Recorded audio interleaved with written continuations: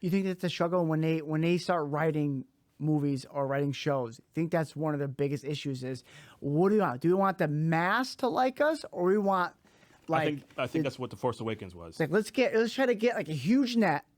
Yeah. And get everybody to watch this. So let's add some cute characters. Let's add a really fucked up villain. Yep. Add some hot chicks in it, so we like it too, and kind of go from there. I think that's what The Force Awakens was. I think it was. A lot of people said, "Oh, that's just a copy of A New Hope." I think they had no choice because the bad taste of the prequels was in a lot of people's mouths at that time. And, people blame, and I got to be kind of candid. A lot of people blame Kathleen Kennedy and Disney or George Lucas, selling it to Disney. The only reason why Star Wars is in this position is not because of that. It's really because of the fans. It's the fans that, gave death threats to Ahmed Best, like Jar Jar Binks is actor. It's the ones who gave tons of shit to George Lucas about this and that. And I think George Lucas got to a point. And the thing about George Lucas, he's a slow director. He makes movies very slowly. It takes years for it to come out.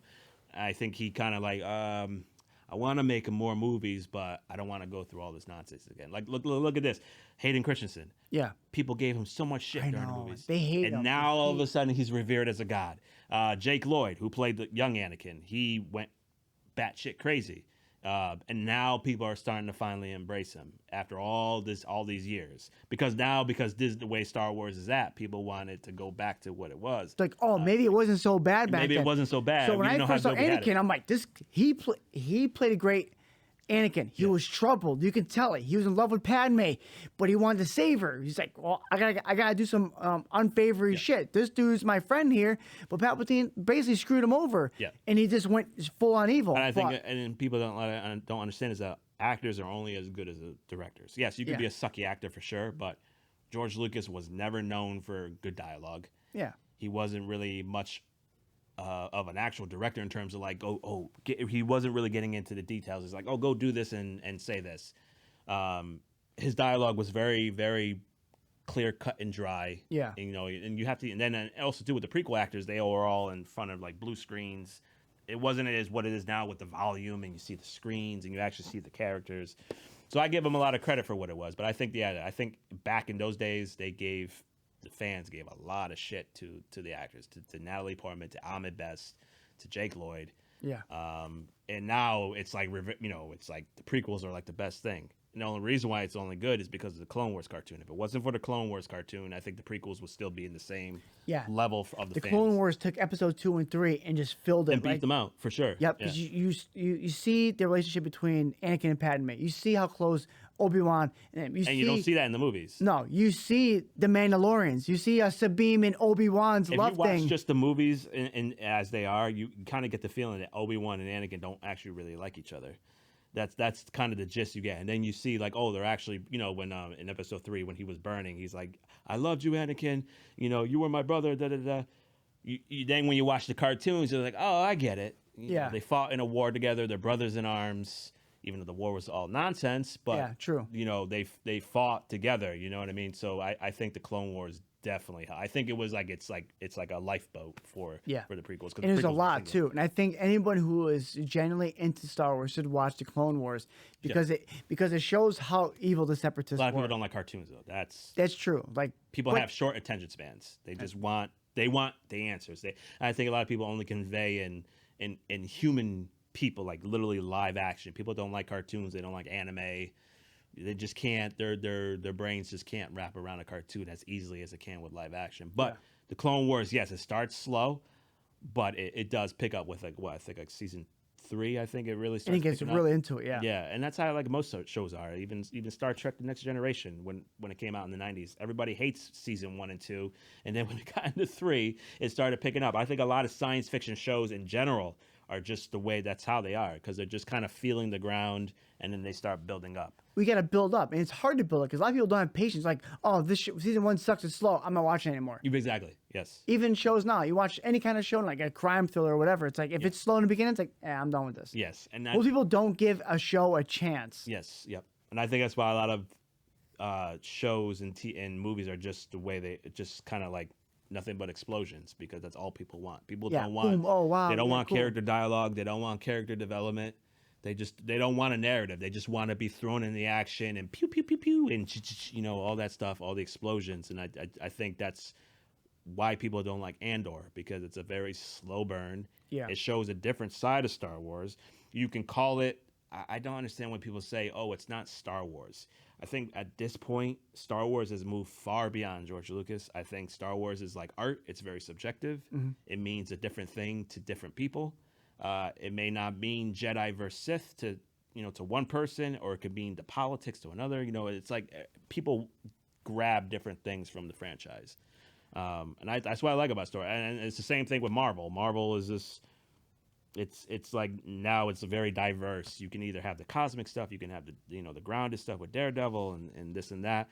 And I think that's kind of what people wanted to bring it back to the George Lucas period, and I don't think it's ever going to get back to that point. No, and I think a lot of the older generation, even older than we are, need to I think we are more accepting to the change of Star Wars. Yeah. But we'll critique it and criticize it, but as long as it's going in a certain direction, we're on board with it. It's good. And that's why I like Andor. Skeleton Crew, I know you haven't seen that, but I thought it was pretty good because it kind of showed how life was during that time without any of this shit going on around I them. like the kid aspect of it. I think that's what grabbed.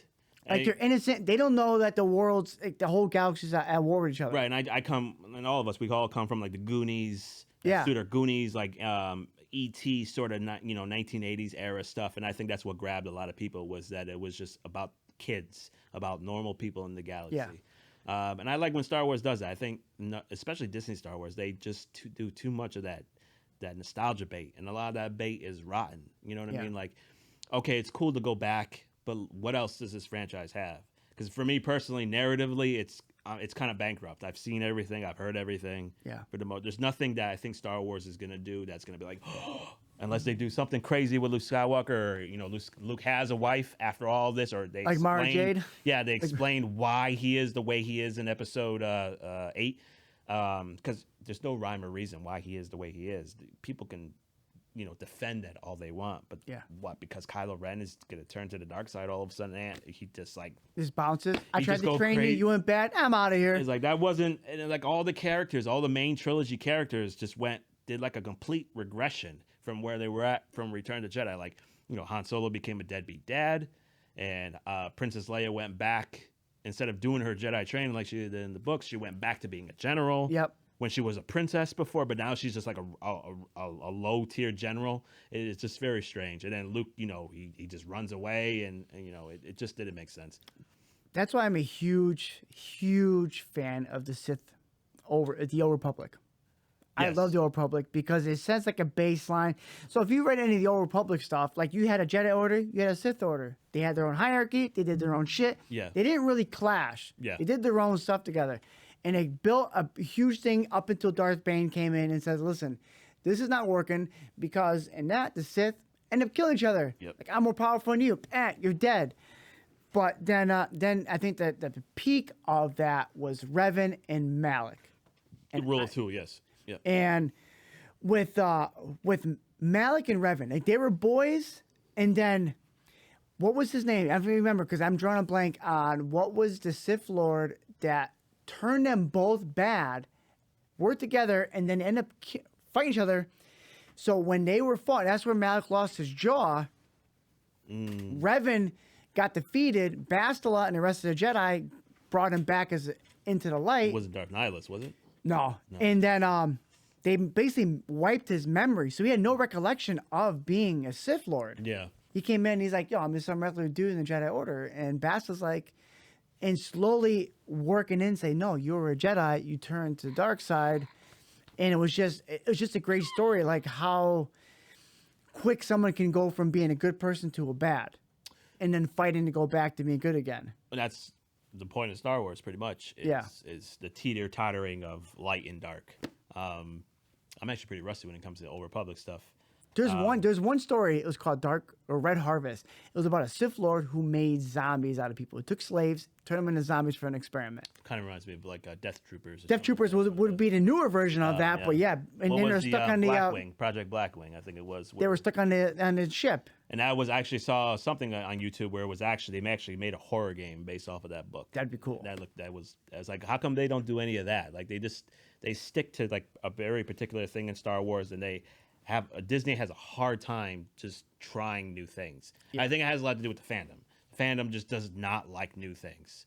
You want just but then they complain when it's nostalgia bait at the same time. So it's like, okay, which way do you want it? You can only have it one way. Yeah. You can either try something new or try, put new stories, new characters, or we can keep doing the same rehash, like trying to bring it back to the glory days of George Lucas, but you just can't. That's just the way it is. Let's bounce around a little bit. So let's go over the Star Wars baddies. Who are the hotties, dude? Which ones? So let's go through all sorts. And Brian, get on this too. Who are the baddies of Star Wars that you like? Like, which one you like? Yeah, I like her. In terms of man, woman, does it matter? Doesn't matter, dude. Darth Talon. Talon. I hope they bring Darth Talon in because I know they're doing a Darth Maul cartoon. She's bad. She's a Twi'lek, right? Yeah, because she was going to be Darth Maul and Darth Talon. I think we're going to be like the original villains of George Lucas's sequel trilogy. I think I saw some clips on Instagram maybe that had her. Yeah. Maybe someone was a cosplay, but who doesn't like a Twi'lek that's red skin and has like the Sith tattoos? I mean, Twi'leks are like the sex slaves of the Star Wars galaxy. So. Dude, my point exactly. So I have what's her name? Was it Aayla? Aayla, yeah. Yeah, she was in Jabba's palace. Jabba's and she was the first time. She was my first black love. Yeah. And she's a Twi'lek, and I'm like, I love her. Yeah. She's hot, dude. And then the Rancor ate her, and I was like, well. She had her moment. She had a moment, A couple screams, and that was it. I don't want to go over like the you have Padme, you got Slave Leia. Like I want to go stuff that no one's really seen. Nobody's really seen. So like mine was Aayla Secura. She was during the point. There you go, another Twi'lek. Maybe there's a thing between us with Twi'lek seed. I mean, I like Ahsoka too. I didn't like Ahsoka when she first came out. I thought the whole idea of the Jedi giving Anakin a Padawan didn't make sense. Yeah. But then when George Lucas gave his approval, I was like, oh, okay, I get it. Well, he was never a master, so why do you have a Padawan? Right, and just the way Anakin was, they didn't trust him anyway. So why are you going to endanger this like 14-year-old girl who's wearing a halter top, for God's sakes? Yeah, at 14, while he's like banging out Padme. And I remember nobody liked Ahsoka. Like who the hell is this? Who is this random woman? Snips. Yeah. Well, that was even before she was Snips. I'm gonna go back to like the Clone Wars movie cartoon. Okay, yeah. Where they were rescuing Jabba the little slug there. Like nobody liked Ahsoka, and I didn't either. And it took me a while to really get into Ahsoka. And at this point now, I'm kind of like, all right, where does this story end? Because she's still alive. She's and.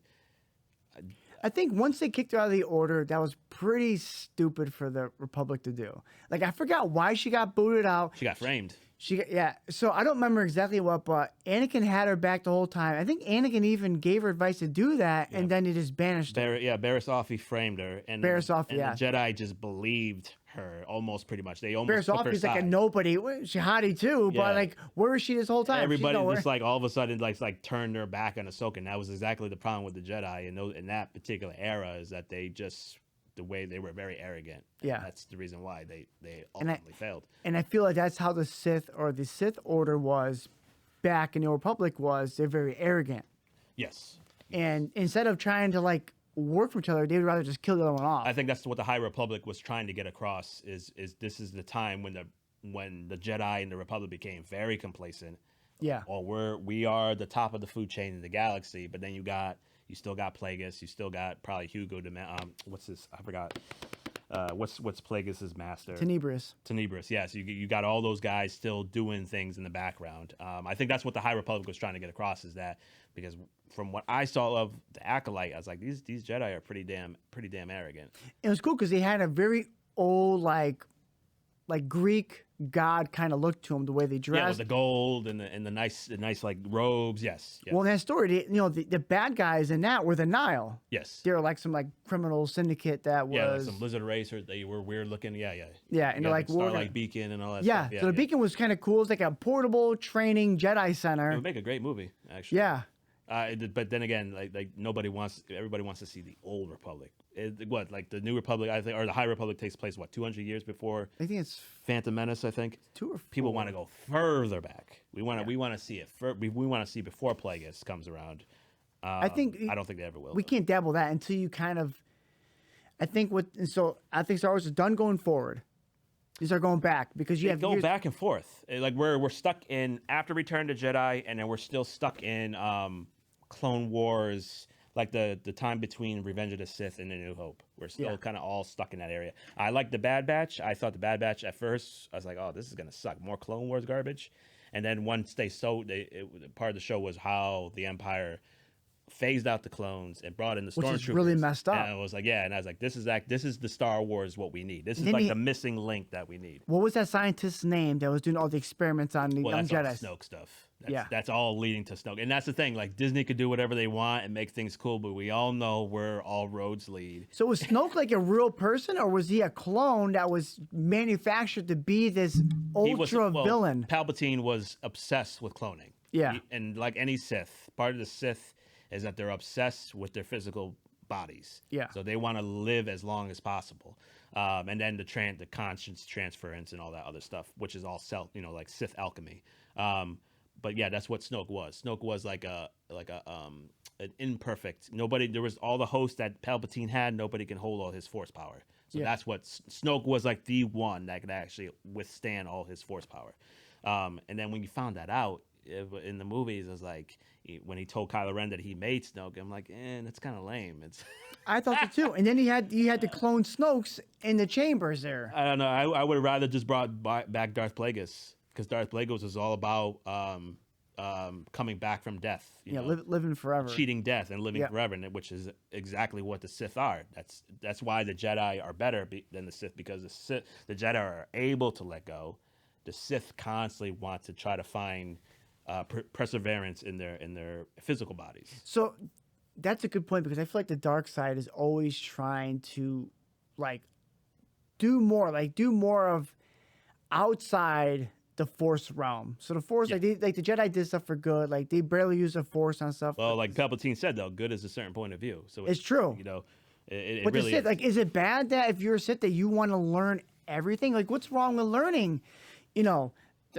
Continue with life, like being able to transfer your Sith, like the Force soul, to another thing. Yeah. It depends on. I mean, it's like kind of like in real life. Would you rather just die and let go, or would you try to really obsess with yourself with transferring your conscience? And would you really want to live forever?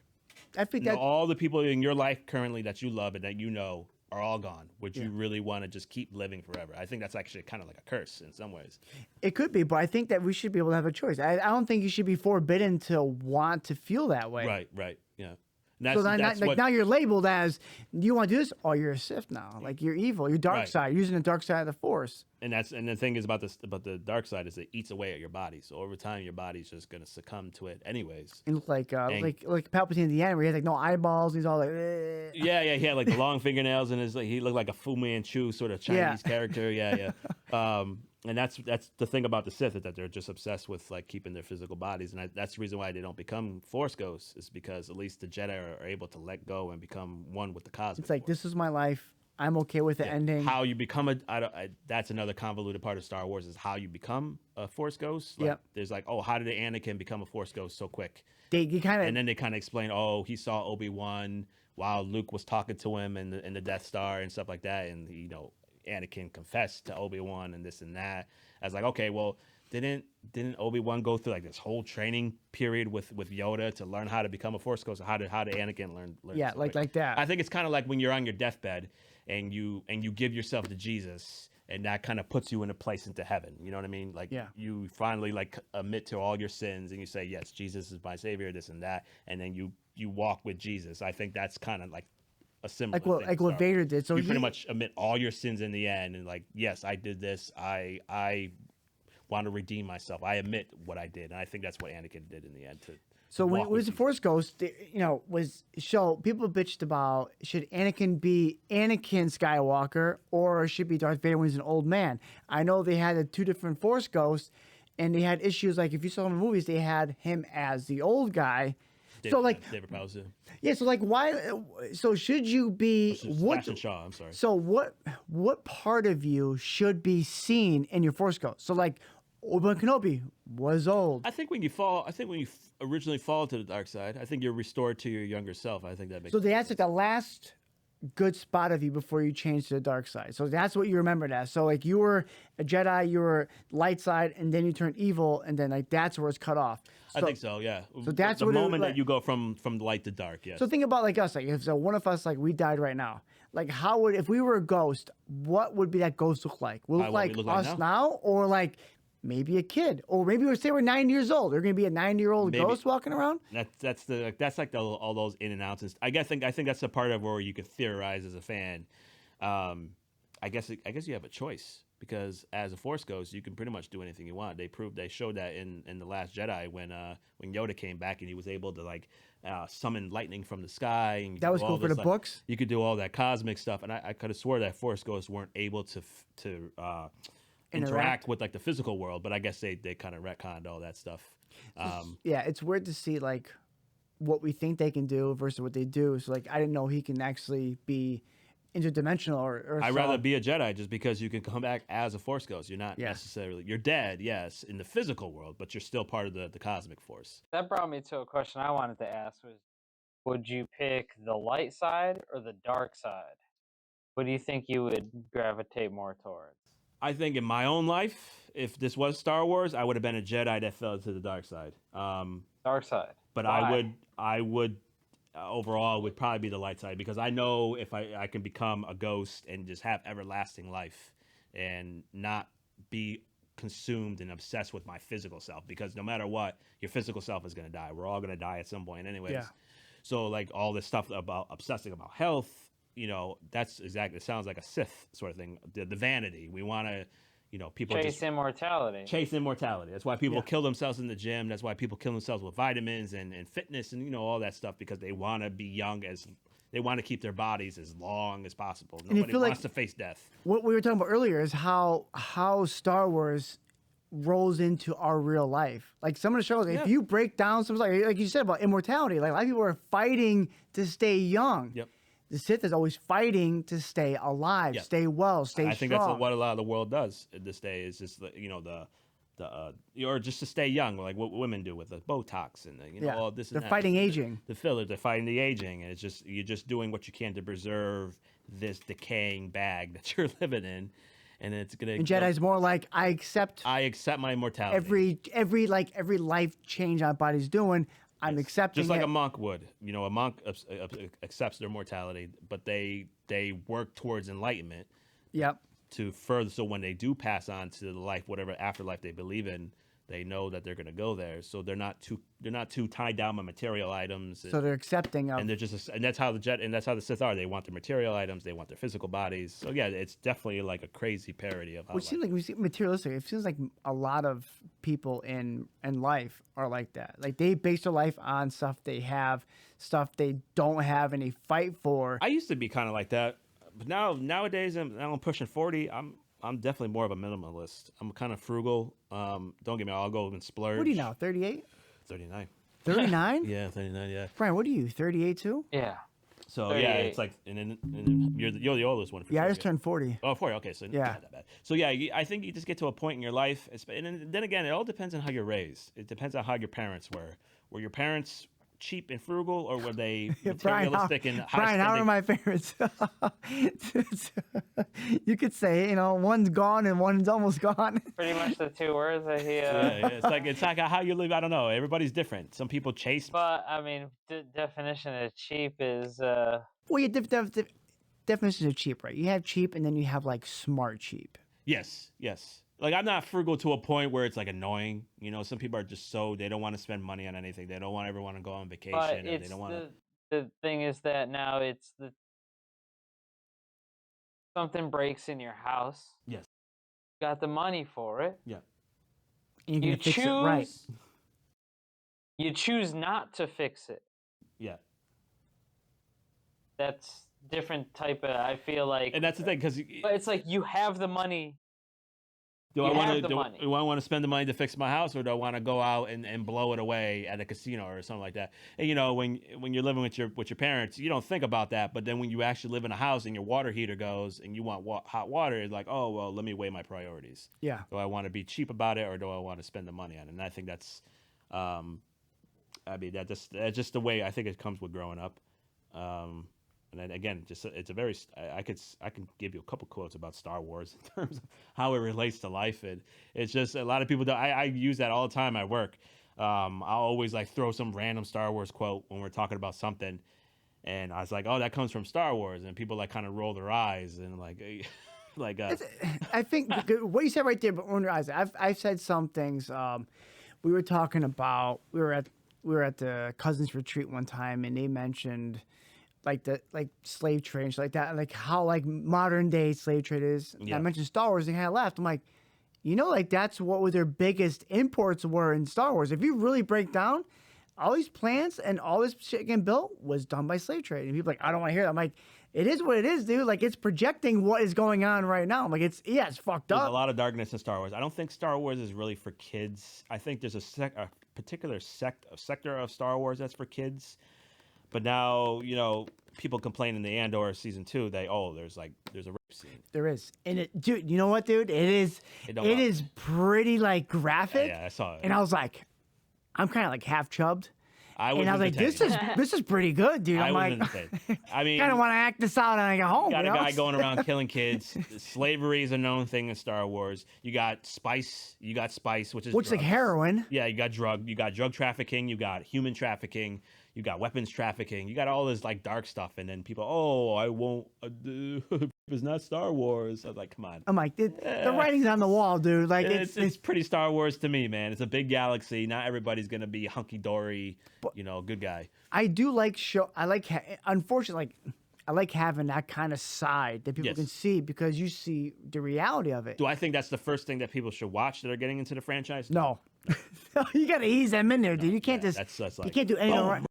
You can't do anal right away. Like you gotta work your way in there. A long time ago in a galaxy far, far away. ... There was rape. There was rape. It's like no. And there was racist. And they're everywhere. You wanna take it back to when Star Wars was pure. Yeah. I think people again just want Star Wars to stay in a particular box.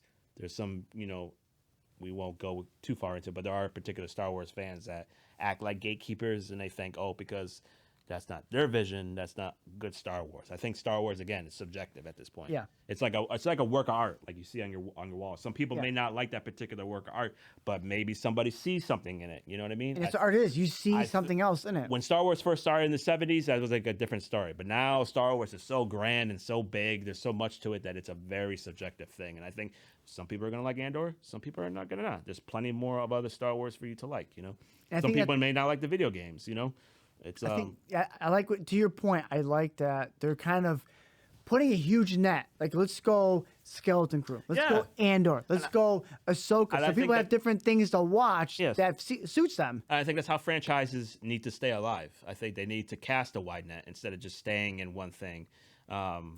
Star Trek is. I hate to keep bringing Star Trek into Star Wars. No, but it's a good way to bounce back. And then again, and here we go. Another thing is what's better, Star Trek or Star Wars?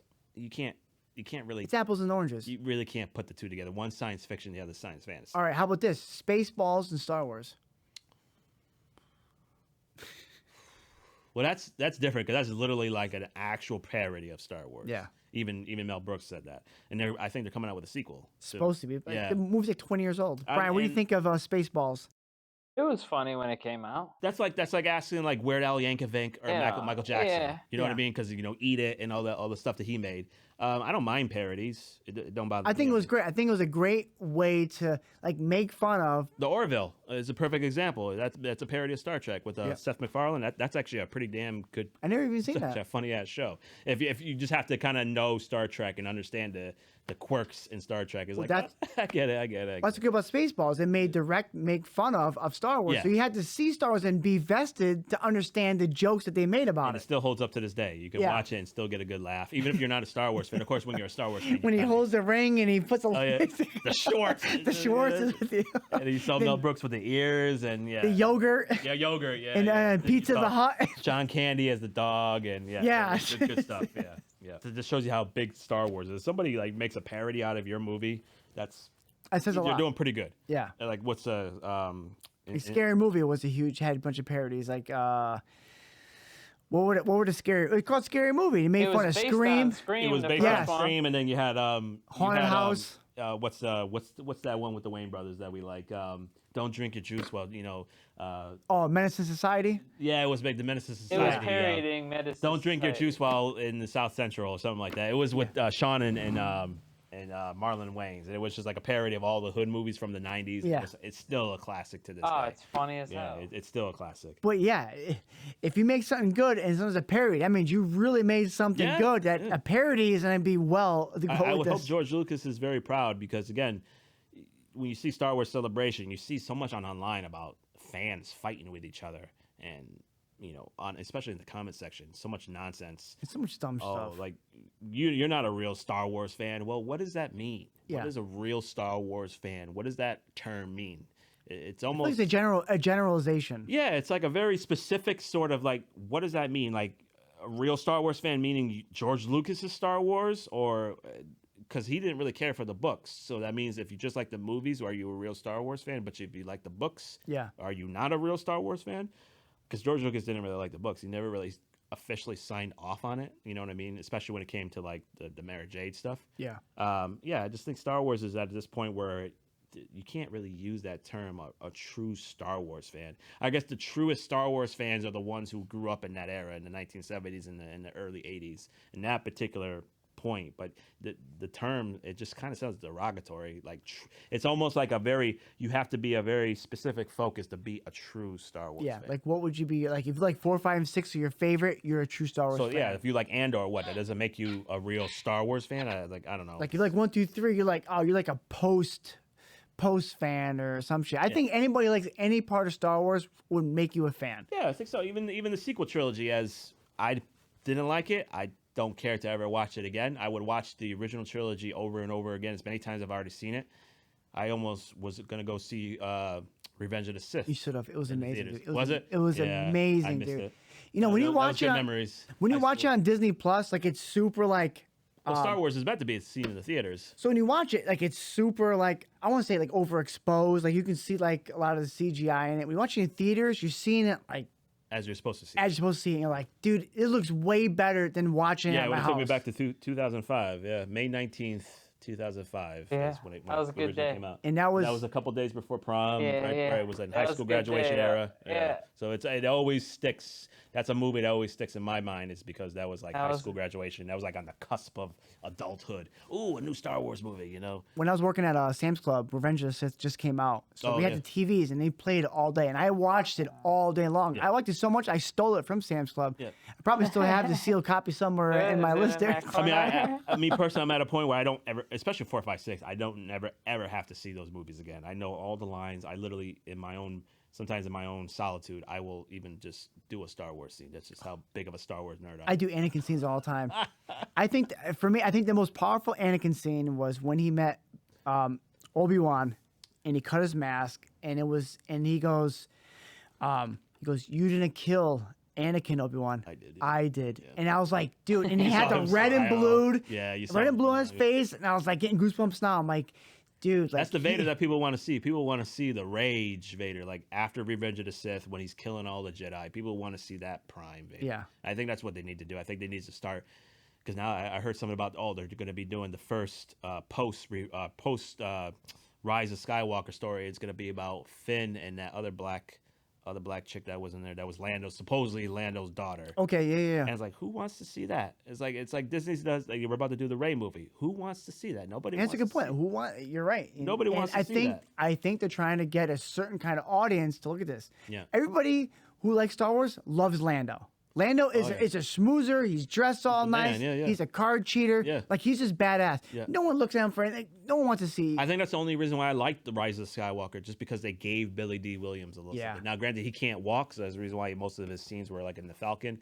But when he came out, his first scene is like they were looking for him, and they're like, "Oh, how do we find him? And or how does he know we're here?" And he said, "Because Wookiees are always stand out in a crowd." And we had that whole little line, and you see him and Chewbacca hugging and stuff like that. I was like, that's what people wanted to see. The sequel trilogy. People wanted to see Han, Luke, and Leia all together, And now you didn't. You just did not get that. Even you got some Luke, some Han and Leia, but it just didn't feel good. It felt kind of like cheap in its own little way. So when in the Solo movie, speaking of Lando, what do you think of? I love Solo too. I like anything to do with Star Wars Underworld. That's my kind of. That was always one of my things outside of like the spaghetti western and Jedi and Sith was the Underworld stuff. I think that's why I like Shadows of the Empire so much. Yeah, I like Lando in the Solo movie. Yes, young, cocky dude. I think he portrayed a great like startup for him too. And people like, well, I had somebody kind of give me crap for Solo because it's not Harrison Ford. Well, no shit, he's old as fuck, dude. You have to have a young dude. I'm like, I don't understand the argument. But unless Han Solo, I'm sorry, Harrison Ford. Han Solo, Harrison Ford, both start with an H. I always say Harrison Ford or Han Solo. Unless he signs off on AI, because like James Earl Jones before he passed, he signed off his voice, that they can use AI voice. Because I thought. Well, same with Moff Tarkin. He was the last AI in Rogue One. Yes, but I think they sued Disney for that. Really? Years after the fact. Who else was the AI? There was another movie they used AI for somebody.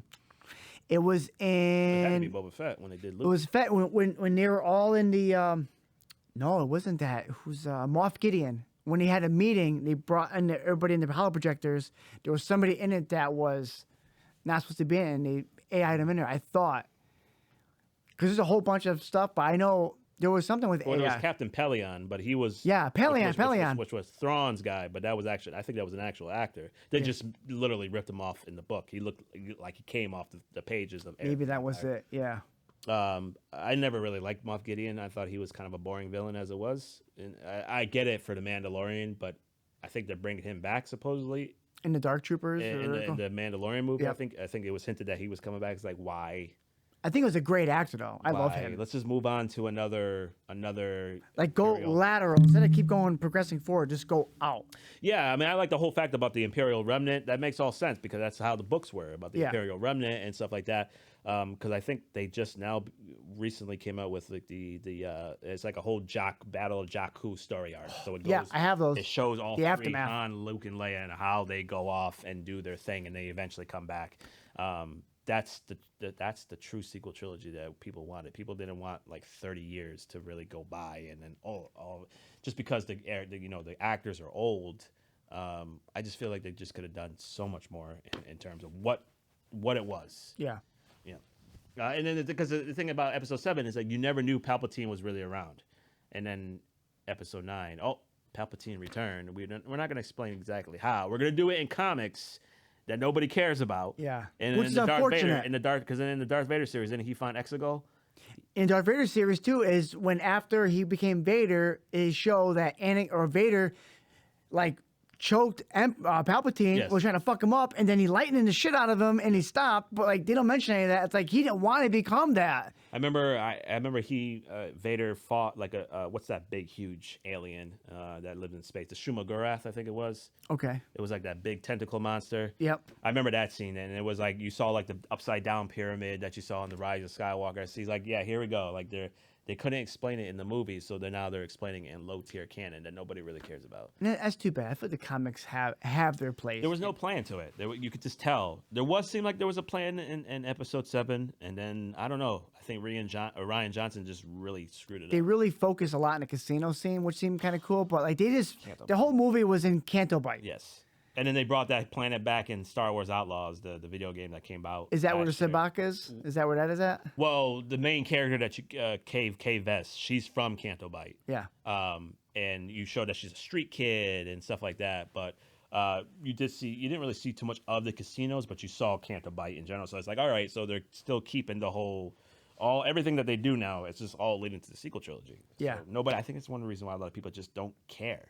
Like, okay, you're gonna bring Abeloth back, but we all know where Luke ends up anyway. So who cares? The only characters that we really care about where they end up is Ahsoka and the Rebels crew, because we don't know where they're at in the sequel trilogy. In Ahsoka, who was the was it Braylon. Was it Braylon? Balin Skull. Braylon Skull, which passed away. It's too Yeah, bad. Stevenson. Yeah. And then The guy that they got to replace him he looks decent. well, if you notice, they don't have red lightsabers. They're not full Sith. They have like orange lightsabers. Yeah, he's like a dark Jedi, I think. I don't Dark think he's Jedis like are a full cool. Sith. So dark Jedis are cool. I feel like they don't talk about them. So it's like either you're Light or dark. like the Inquisitors. gray. So the Inquisitors aren't Jedis. They have red lightsabers. Well, they were Jedi, but they were broken to be. They're Like- not even Sith. Yeah, they're like bounty hunters. They're like Vader and Palpatine keep them at a certain level. yeah. because so they can't be apprentices. right. They're just like they're mercenaries. It's kind of like in and this is another deep cut. It's kind of like in Blade. In Blade, like the vampire hunter, the vampires in there would have humans work for them. Yeah. And work up to actually being bitten. I think they're called familiars, and pretty much they weren't. That's they how it were- was in that show, They What We weren't Do in the vampires, Shadows. but they were like servants for the vampires. And then when they actually got bitten, they would be like graduated. That's Yeah. kind of like what this is. We're gonna keep you at a certain level, and then we'll Work bring your you way up. Yeah, we'll work your way Just up. like that. You ever watched that show, What We Do in the Shadows? There's a familiar in it. It's a gag. It's a sitcom. Yes. But the guy's a familiar. He wants to be a vampire, but he's not. But they make him do all his bitch work. Exactly. It's like being an intern, Yeah. and then finally getting an actual fucking job. But yeah, so the Inquisitors are interesting too. I like love the Inquisitors. A lot of people don't like that idea. Inquisitors were legends too. Like they were Yeah. throughout Star Wars. The Inquisitors were When there. you first saw them in Kenobi, you know who we are.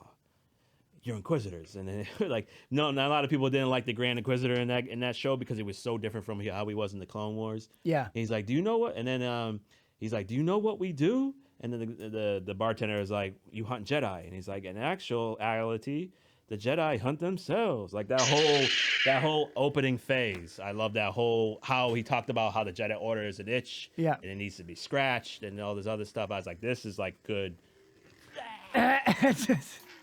Enough talking. Is that Darth Bane in here?